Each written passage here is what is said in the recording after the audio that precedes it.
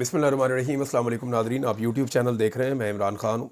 Important ख़बरें आ रही हैं, लेकिन क्योंकि आज 8 फरवरी 2024 के बाद एक साल मुकम्मल हो गया। 8 फरवरी 2025 है। इस एक साल के अंदर पाकिस्तान में बहुत सारी चीज़ें बहुत अजीब हुई हैं, लेकिन ये सब कुछ जो पाकिस्तान में हुआ ये 8 फरवरी 2024 के दिन होने वाली धांधली की वजह से हुआ। पाकिस्तान के लोगों को आज इमरान खान साहब ने एहतजाज की कॉल दी हुई है। एक यौम स्याह का उन्होंने ऐलान किया हुआ है, और उसकी वजह यह है कि लोगों का मैंडेट चोरी किया गया था। लोगों का जो इज्तिमाई शऊर है उसकी तौहीन की गई थी, और पाकिस्तान के अंदर पूरा का पूरा इलेक्शन छीन लिया गया था। क्योंकि ये इलेक्शन पाकिस्तान तहरीक इंसाफ जीती थी और बाकी सारी पॉलिटिकल पार्टीज हार गई थी। बल्कि जो PMLN के हमायती भी हैं वो भी ये कहते हैं कि PMLN किसी सूरत 17 से 20 सीटों से ज़्यादा नहीं जीती। ज़्यादा से ज़्यादा 20 सीटें कहते हैं लोग, और कम से कम 17 सीटें बताते हैं कि ये PMLN के हिस्से में आई थी। लेकिन इसके बावजूद पाकिस्तान तहरीक इंसाफ 180 नशस्तें जीत गई। 2/3 से ज़्यादा अक्सरियत उन्होंने हासिल की थी। लेकिन फिर रात को नताइज रोक दिए गए, और नताइज रोकने के बाद तेज़ी से नताइज तब्दील किए गए। 8 फरवरी 2024 की रात को मैंने एक वीलॉग किया था जिस वक्त नताइज रोके गए थे।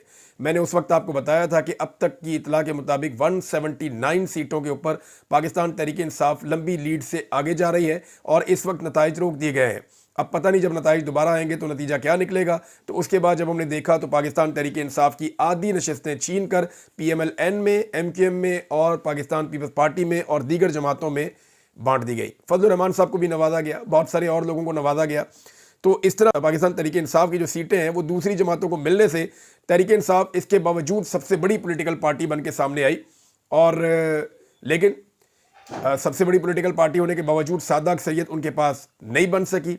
2/3 अक्सरियत से कम करके इतना कम कर दिया कि वो सादा अक्सरियत में भी नहीं थे, और फिर बाकी सारी जमातों को इकट्ठा करके पाकिस्तान में हुकूमत बना दी गई। PMLN की ख्वाहिश थी शुरू में कि सिर्फ पंजाब में हुकूमत बना लें और वफाक की हुकूमत ना बनाएं, क्योंकि उन्हें इस बात का आइडिया था कि पाकिस्तान जिन हालात में उन्होंने पहुंचा दिया है, इन हालात में इस मुल्क को चलाना मुश्किल नहीं है। लेकिन फिर उनके सर पर डंडा मारा गया और उन्हें कहा गया कि नहीं, अगर आपने हुकूमत लेनी है तो आपको दोनों हुकूमतें लेनी पड़ेंगी। लिहाजा PMLN ने पंजाब की हुकूमत भी लेनी पड़ी, और उन्होंने वफाकी हुकूमत भी ली। नवाज शरीफ ने अपने भाई को वज़ीर आज़म बनवाया, अपनी बेटी को वज़ीर आला बनवाया, और बुरश अपने हाथ में पकड़ लिया।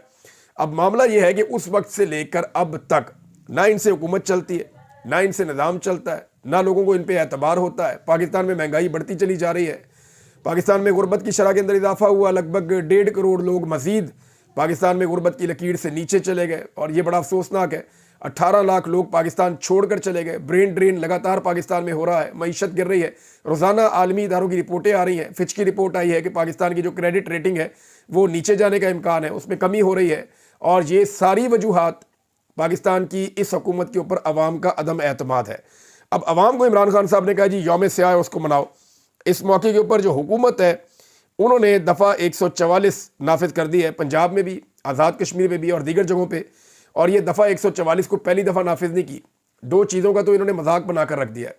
एक दफ़ा 144 और एक मजाक बनाकर रख दिया है दहशतगर्दी के मुकदमे को। जब दिल करता है, जिस पे दिल करता है दहशतगर्दी का मुकदमा दर्ज कर देते हैं, जब दिल करता है दफ़ा 144 नाफिज कर देते हैं। लेकिन इसके बावजूद पाकिस्तानी निकलते हैं और निकल कर एहतजाज करते हैं। तहरीक इंसाफ का कहना है कि वो भरपूर तरीके से एहतजाज करेंगे। आलिया हमजा ने अनाउंस किया, जो पंजाब में इमरान खान साहब ने उन्हें एक अहम ओहदा दिया है और ने ऑर्गेनाइज़र बनाया है पार्टी का। तो उन्होंने कहा जी आज दफ़ा 804 नाफिज होगी और पंजाब के अंदर हम भरपूर एहतजाज करेंगे। सोशल मीडिया के ऊपर पाकिस्तान तहरीक इंसाफ ने धांधली के सबूत दोबारा से लगाए हैं और बहुत तेज़ी से कंपेन चलाई है 8 फरवरी के यौम स्याह के हवाले से। ये पहला टेस्ट है जुनैद अकबर का खैबर पख्तूनख्वा में कि आज के दिन में वो कितना बड़ा जलसा करते हैं और लोगों को कितनी बड़ी तादाद में बाहर लेकर आते हैं। अली अमीन गंडापुर साहब को इमरान खान साहब ने कहा कि अगर मेरे सूबों में लोगों को परेशान किया गया तो आप इसके लिए जिम्मेदार होंगे। उन्होंने यकीन दहानी करवाई कि ऐसा कुछ नहीं होगा।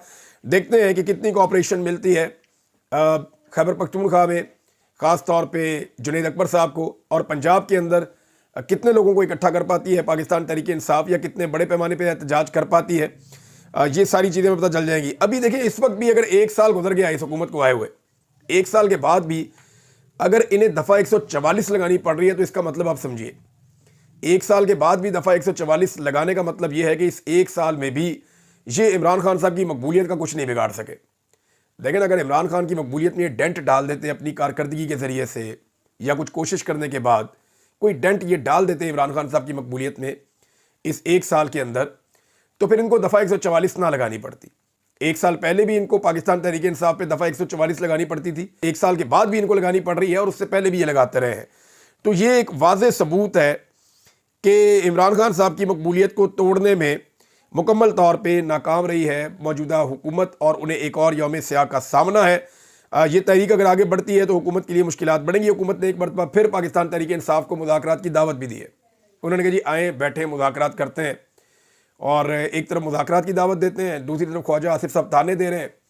خواجہ آصف صاحب نے پاکستان تحریک انصاف کو تانے دیے ہیں کہ جی آپ پنجاب میں نکلتے نہیں, سندھ میں نکلتے نہیں.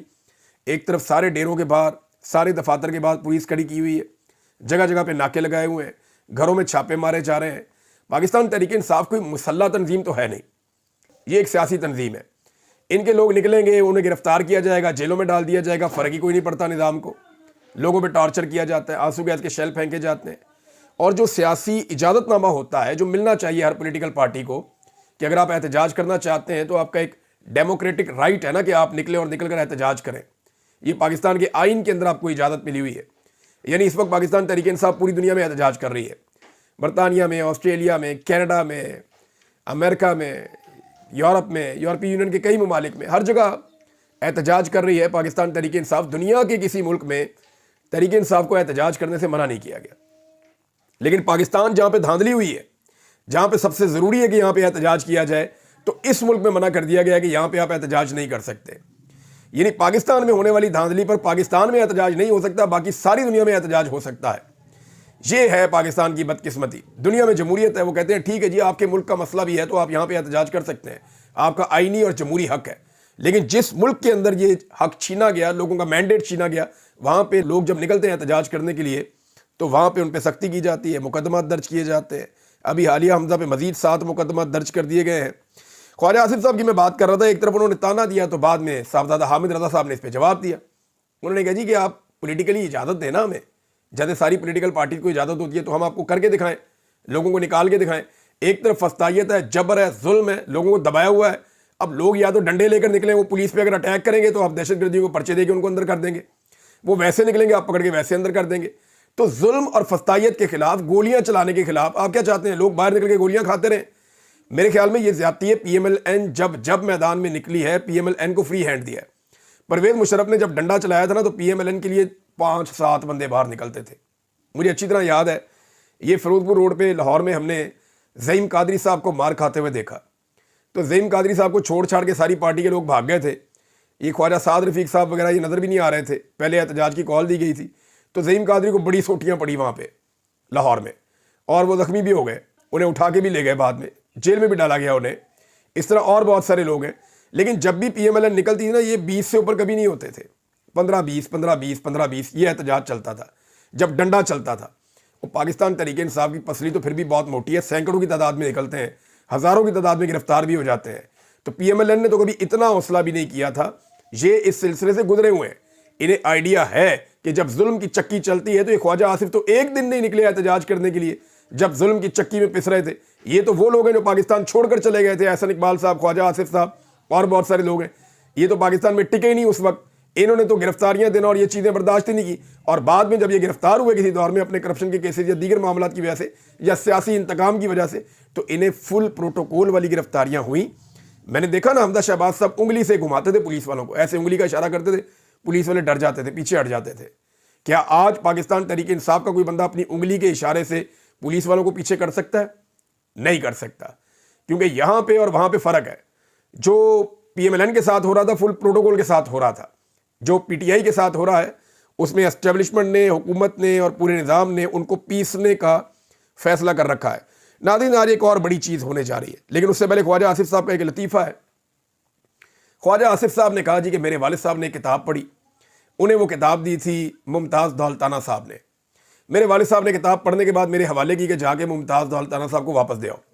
وہ کہتے جی میں ان کی کتاب واپس کرنے جا رہا تھا تو میں نے کچھ کتاب کے حصے پڑھ لیے, تو مجھے وہ اچھی کتاب لگی, تو میں نے انہیں کہا جی میاں صاحب یہ کتاب آپ مجھے بھی دے دیں پڑھنے کے لیے. تو ممتاز دولتانہ صاحب کی بات انہوں نے بڑے فخر سے سنائی. کتاب کی تقریب رونمائی ہو رہی ہے, وہاں ادبی بات کی جاتی ہے, تو آپ ان کی عقل کا موازنہ کریں. وہ کہتے ہیں جی وہ مجھے کہہ رہے ہیں کہ جو کسی کو کتاب دیتا ہے بچوں, وہ الو کا پٹھا ہوتا ہے, اور جو کتاب واپس کرتا ہے وہ اس سے بڑا الو کا پٹھا ہوتا ہے۔ خواجہ صاحب بتانا کیا چاہ رہے تھے؟ کتاب دینے والا کون تھا؟ ممتاز دولتانہ۔ کتاب واپس دینے والا کون تھا؟ خواجہ آصف صاحب کے والد۔ تو یہ دونوں کو الو کا پٹھا اور بڑا الو کا پٹھا کہہ رہے ہیں۔ یعنی خواجہ آصف صاحب کو بات کرتے ہوئے بھی سمجھ نہیں آ رہی کہ وہ ایک ادبی محفل کے اندر ایک ایسے موقع کے اوپر کس طرح کا لطیفہ سنا رہے ہیں اور کن لوگوں کی بے عزتی کر رہے ہیں۔ یہ ایکچولی ذہنی مریض بن گئے ہیں۔ یعنی ریحانہ ڈار نے جب شکست دی خواجہ آصف صاحب کو، سوچ بھی نہیں سکتے تھے۔ یہ 3 مرتبہ لگاتار سیالکوٹ سے الیکشن ہار کے اور جوتے پالش کر کے وہاں پہ ایم این اے بنے ہیں۔ اسی طرح نواز شریف صاحب کے ساتھ بھی یہی ہوا ہے کہ نواز شریف صاحب جو ہے وہ لاہور سے الیکشن ہار گئے، جہاں سے وہ ہمیشہ جیتتے تھے۔ ابھی لاہور کے اسی حلقے کے اندر سروے ہوا ہے، اور وہ سروے میں دیکھ کر حیران رہ گیا ہوں کہ اس حلقے کے اندر پی ایم ایل این جو ہے وہ 50-50 چلتی تھی، یا اگر بہت برے حالات بھی ہوں تو تھوڑا سا ڈاؤن ہو جاتی تھی۔ لیکن ابھی اس وقت تو یاسمین راشد صاحبہ جیل میں ہے اور نواز شریف صاحب کا نام لینے والا کوئی نہیں ہے۔ حلقے کے اندر پی ایم ایل این کا بیڑا غرق ہو چکا ہے، اور یہ نواز شریف صاحب کا وہ حلقہ ہے جسے یہ لوگ اپنا گڑھ سمجھتے ہیں۔ تو انہیں ذہنی مریض بنا دیا عمران خان صاحب نے، ان کو شکست دے دے کر۔ ابھی عمران خان صاحب کا ایک اور ڈیولپمنٹ ہے، میں آپ کو پہلے ہی بتا دیتا ہوں جو سامنے آنے والا ہے۔ ڈیولپمنٹ یہ ہے کہ عمران خان صاحب نے ایک خط لکھا تھا آرمی چیف کو، اس خط کا کوئی مثبت جواب نہیں آیا۔ میں پریکٹیکلی آپ کو بتاؤں کہ جو آف دی ریکارڈ اس کا جواب آیا پارٹی کے پاس، وہ کوئی مثبت جواب نہیں ہے۔ تو اب عمران خان صاحب نے ایک خط اور لکھ دیا۔ یہ آج کے دن میں زیادہ امکانات ہیں کہ عمران خان صاحب کا خط دوبارہ سے کھلا خط آرمی چیف کو پہنچ جائے گا۔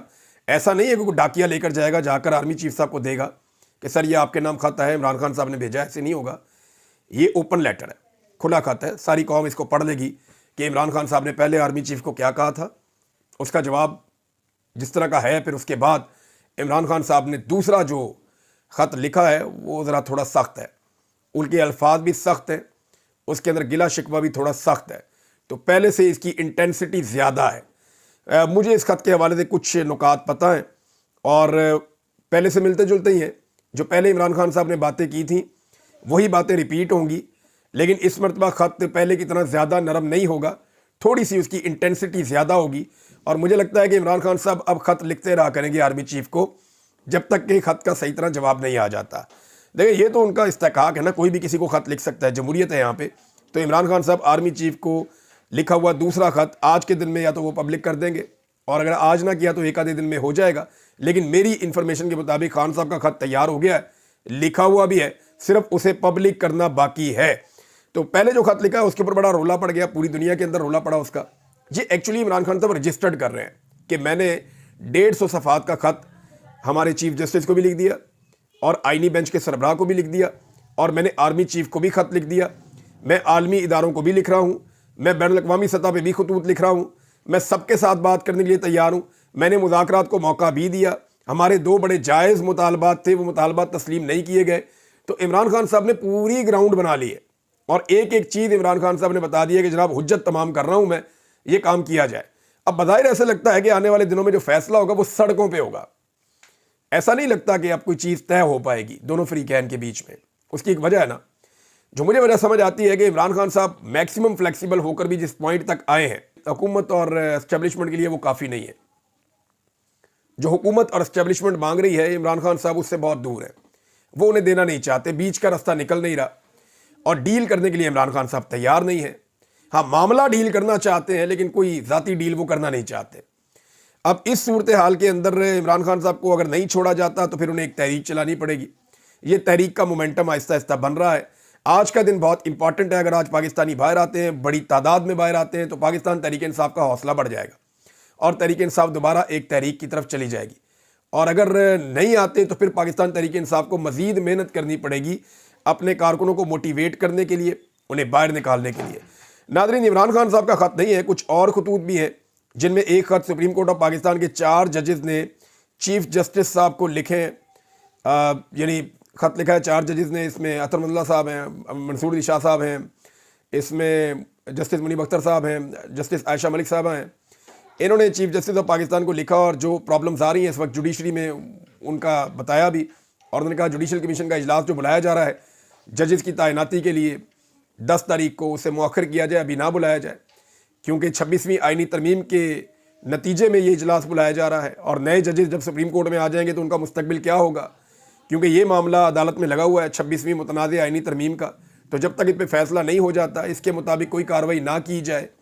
دوسرا انہوں نے کہا کہ ایک فل کورٹ بنایا جائے، اگر یہ آ جاتے ہیں تو پھر اگر فل کورٹ بنے گا تو ان کا کیا اس کے اندر حصہ ہوگا، کیونکہ یہ تو بینیفیشری ہیں اس 26ویں آئینی ترمیم کے۔ تو ایک آئینی مسئلہ پیدا ہوتا چلا جا رہا ہے جس کی طرف ججز نے نشاندہی کی ہے۔ پھر اسلام آباد ہائی کورٹ میں جو ہوا اس کے اوپر بھی نشاندہی کی گئی، وہاں جسٹس بابر ستار صاحب نے بھی ایک خط لکھا ہے اور انہوں نے غیر آئینی قرار دیا ہے جو قدم اٹھایا گیا چیف جسٹس اسلام آباد ہائی کورٹ کی جانب سے سینیورٹی کی جو لسٹ جاری کی گئی ہے اس کو لے کر۔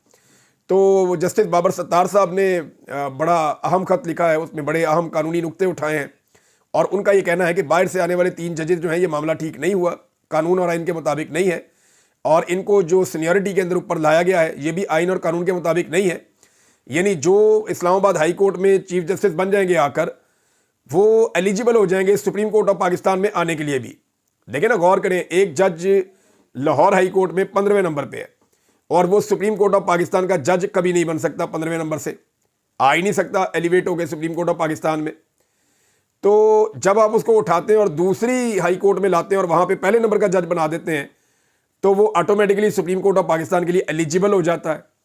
اب یہ ایک انتہائی اہم نقطہ ہے، یہ نقطہ بھی اٹھایا گیا ہے اور دیگر نکات اٹھائے گئے ہیں کہ یہ سینیورٹی ایسے بنتی نہیں ہے۔ تو سینئر ججز وہی ہیں 3 جو پہلے سے موجود ہیں اسلام آباد ہائی کورٹ میں، یہ نقطہ جسٹس بابر ستار صاحب نے بھی اٹھایا۔ لیکن ہم یہ دیکھ رہے ہیں کہ چاہے چیف جسٹس یحییٰ آفریدی صاحب ہوں سپریم کورٹ آف پاکستان کے، یا آئینی بینچ کے سربراہ ہوں جسٹس امین الدین خان صاحب، یا اسلام آباد ہائی کورٹ کے موجودہ چیف جسٹس جسٹس عامر فاروق صاحب ہوں، ان تینوں کو کسی چیز کا اثر ہی نہیں ہو رہا۔ جو نقطہ اٹھا رہے ہیں وکلا، جو نقطہ اٹھا رہے ہیں صحافی، جو لوگ کہہ رہے ہیں یہ زیادتی ہو گئی ہے، ہر طرف سے آواز اٹھ رہی ہے، بار کونسل سے کہہ رہی ہیں کہ یہ چیزیں روکنی چاہیے، یہ سلسلہ ٹھیک نہیں ہے، اس سے عدلیہ انڈرمائن ہو رہی ہے، لیکن یہ ساری چیزیں لگاتار کی جا رہی ہیں اور بریک لگانے کے لیے تیار نہیں ہے۔ ایسا لگتا ہے کہ عدلیہ کے مکمل کنٹرول تک یہ آپریشن رکے گا نہیں۔ پہلے تو ایک رجیم چینج آپریشن ہوا، اس کے بعد جو ہے وہ پاکستان تحریک انصاف کو کچلنے کا، توڑنے کا پورا آپریشن ہوا، اور اس کے بعد ایک جبر ایکشن ہوا، یعنی وہ الیکشن ہم اسے کہتے ہیں لیکن جبر ایکشن ہوا، پھر ایک جعلی پارلیمنٹ بنائی گئی۔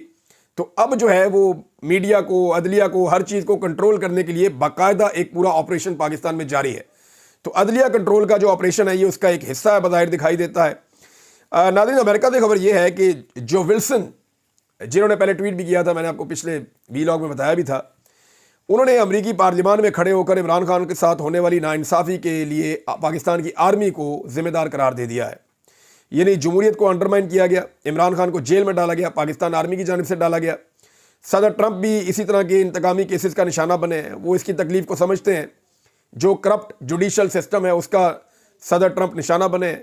تو ساتھ ہی انہوں نے یہ کہا کہ پاکستان عمران خان کو رہا کرے اور جمہوریت کو بحال کرنا چاہیے پاکستان میں۔ تو پاکستان کی حکومت پر اداروں پہ زور ڈالا ہے دوبارہ سے جو ولسن نے، انہوں نے کہا جی عمران خان صاحب سے اختلافات ضرور ہیں، لیکن اس کا مطلب یہ نہیں ہے کہ آپ جمہوریت کو نقصان پہنچے۔ وہ جمہوریت کے نقطہ نظر سے کہہ رہے ہیں کہ پاکستان اور امریکہ کے بہتر تعلقات کے ذریعے ضروری ہے کہ پاکستان میں جمہوری اقدام کیے جائیں اور عوامی مینڈیٹ کا احترام کیا جائے۔ بار بار وہ یہ بات کر رہے ہیں کہ عمران خان کو جعلی کیسز میں اندر نہ رکھا جائے بلکہ ان کو رہا کیا جائے۔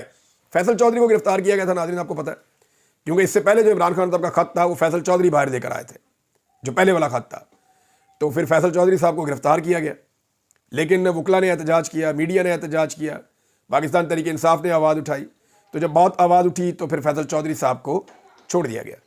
اب عمران خان صاحب کا نیا خط بھی آ گیا ہے۔ لازمی بات ہے کہ اس خط کے مندرجات یا اس خط کے اندر جو کچھ لکھا ہے اگر ہمیں پتہ ہے تو پھر پاکستان کی اسٹیبلشمنٹ کو یا حکومت کو بھی آئیڈیا ہو گیا ہوگا، لیکن وہ خط اب آنے والا ہے اور بہت جلد سب کے سامنے آ جائے گا۔ ناظرین، پتن کی جو رپورٹ آئی ہے اس نے بہت سارے پول کھول دیے ہیں۔ وہ رپورٹ یہ کہتی ہے جی پاکستان کے اندر تقریباً مارشل لاء والا ماحول بنا ہوا ہے۔ وہ رپورٹ یہ کہتی ہے کہ پاکستان کے اندر بہت بدترین دھاندلی ہوئی ہے، اس عجیب طریقے سے دھاندلی ہوئی ہے کہ 64 نئے طریقے دھاندلی کے دریافت کر کے اس مرتبہ ان کو امپلیمنٹ کیا گیا ہے، یہ پتن کی رپورٹ کہتی ہے۔ لیکن الیکشن کمیشن آف پاکستان جو دھاندلی کے لیے ذمہ دار ہے، جنہوں نے پاکستان کے حالات کو یہاں تک پہنچایا ہے، وہ الیکشن کمیشن آف پاکستان اس کی ذمہ داری لینے کے بجائے پتن کے خلاف ایک سٹیٹمنٹ جاری کرتا ہے اور اس میں یہ بتاتا ہے کہ جناب یہ گمراہ کن ہے، اس میں یہ بتاتا ہے جی انہوں نے ٹھیک بات نہیں کی، حقائق کے منافی قرار دیا، یعنی وہ ایک پوری کی پوری انہوں نے سٹیٹمنٹ جاری کر دی۔ حالانکہ پوری دنیا سے جتنے مبصرین آئے تھے ان کو لے لیں، جتنی تنظیمیں اس کو کور کر رہی تھی ان کو لے لیں، جتنے سرویز کیے تھے ان کو لے لیں، پاکستان کا جتنا میڈیا موجود ہے ان کو لے لیں, جتنے ووٹرز کے اندر آپ نے دوبارہ سروے کروانے آپ کروا کے دیکھ لیں. الیکشن کمیشن آف پاکستان نے پاکستان کی تاریخ کا بدترین الیکشن کروایا ہے 8 فروری 2024 کو, اور اس میں کسی شک اور شبے کی گنجائش نہیں ہے. آخری خبر یہ ہے ناظرین کہ قذافی اسٹیڈیم کا افتتاح ہوا اور مسلم لیگ نون کے میڈیا سیل نے اٹھا کے ایک انڈیا کے اسٹیڈیم کی فوٹیج لگا دی اور نیچے جناب بڑے جملے شملے لکھ دیے, اور پی ایم ایل این کے کچھ جو قریبی صحافی ہیں انہوں نے اس کو پوسٹ کرنا شروع کر دیا اور تعریفیں شروع کر دی محسن نقوی کی اور پنجاب حکومت کی اور موجودہ حکومت کی. وہ بعد میں جب پروپیگنڈا کھولا گیا جناب یہ تو ویڈیو ہی ایک انڈیا کے اسٹیڈیم کی ہے, کرکٹ اسٹیڈیم کی, تو اس کے بعد فٹافٹ ڈیلیٹ کر کے بھاگ گئے.